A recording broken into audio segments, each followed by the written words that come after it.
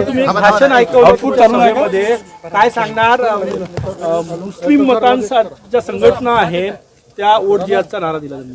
मला असं वाटतं की अतिशय खेदजनक आहे की अशा प्रकारे धर्माचा वापर करून शरद पवारांचा पक्ष, उद्धव ठाकरेंचा पक्ष आणि काँग्रेस हे या ठिकाणी वोट जिहाद करतायत.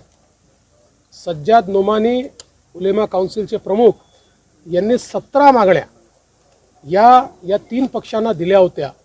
या मागण्या देखील इतक्या भयानक आहेत. 10% आरक्षण मुस्लिमांना द्या.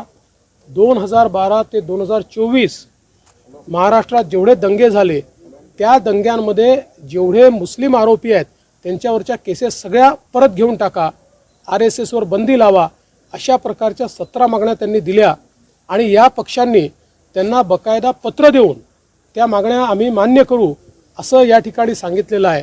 आणि आता ते सज्जाद नोमानी सांगतायत, अपील करतायत आणि सांगतायत वोट जिहाद करा. ते म्हणतात आमच्या वोट जिहादचे आला सिपसलार हे शरद पवार आहेत, आमचे सिपसलार हे उद्धव ठाकरे आहेत, नाना पटोले आहेत, राहुल गांधी आहेत.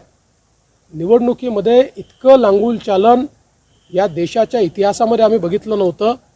एक प्रकारे केवळ पोलरायझेशन करण्याकरता, अल्पसंख्याक मतं मिळवण्याकरता अशा प्रकारे जर या ठिकाणी हा विरोधी पक्ष महाविकास आघाडी काम करत असेल तर त्याच्या विरुद्ध आपल्याला निश्चितपणे सगळ्यांना एक व्हावंच लागेल.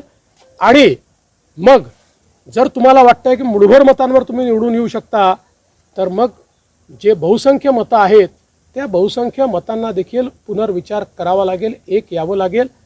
आणि याहीपेक्षा भयानक आज नोमानींचा दुसरा व्हिडिओ आलेला आहे, ज्या व्हिडिओमध्ये ते असं म्हणतात की काही लोकांनी लोकसभेत, काही मुस्लिम समाजाच्या लोकांनी लोकसभेमध्ये भाजपला मतदान केलं, ते शोधून काढा आणि त्या लोकांचा दानापाणी बंद करा आणि त्यांना सोशल बायकॉट करा.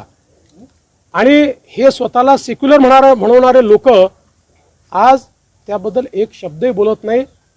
ही जी एक प्रकारचे एक्स्ट्रीम पोलरायझेशन करण्याचा प्रयत्न हा जो काही महाविकास आघाडी करते त्याला आम्ही निश्चितपणे उत्तर देऊ. उद्धव ठाकरे स्वतःला सोशल बायकॉटिंग ही नवीन प्रकारची अस्पृश्यता निर्माण करण्याचा प्रयत्न केला. हा गुन्हा आहे. तुम्हाला कोणाला सोशल बायकॉट करता येत नाही, हा गुन्हाच आहे. म्हणूनच किरीट सोमय्यांनी आता त्या संदर्भात एक इलेक्शन कमिशनकडे तक्रार देखील केलेली आहे. ते एक है तो सेफ आहे जे म्हणत होते ती भीती आता खरी ठरते का या सगळ्या याच्यात? दिसतच आहे. म्हणजे प्रधानमंत्री महोदयांनी जे सांगितलं की आपल्याला एक राहावं लागेल, एक है तो सेफ आहे.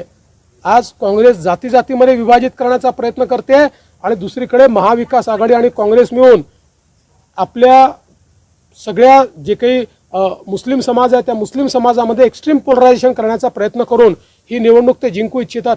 त्यांच्याकडे या निवडणुकीला मुद्दा उरलेला नाही. त्यांनी कधी विकास केला नाही, ते विकासावर बोलत नाही, त्यांच्याकडे रोड मॅप नाही.